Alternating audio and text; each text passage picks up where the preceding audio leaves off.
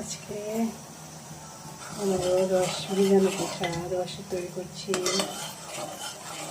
রস ভিজানো পিঠা আজকে ভিজাবো, কিনে নিয়ে এসেছি, বাসাতেও বানাই, কিন্তু আজকে ভিজাবো, কিনে নিয়ে এসেছি।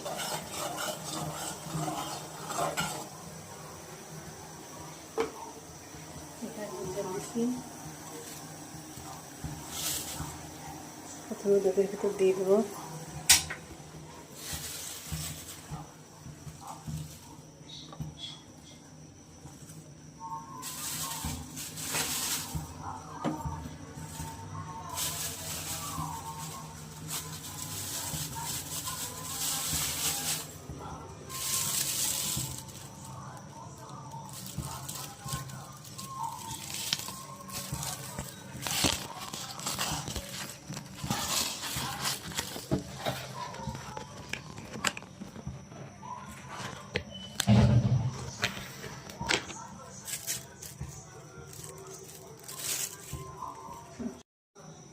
এরকম যখন ঠান্ডা হয়ে যাবে,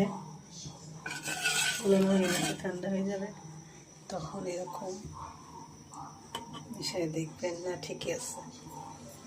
ঠিক থাকলে পরে এরকম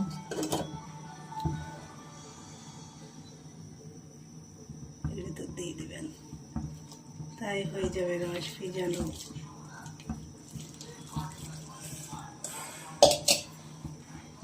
এই হয়ে যাবে, দেখছেন একটু ফাটেনি,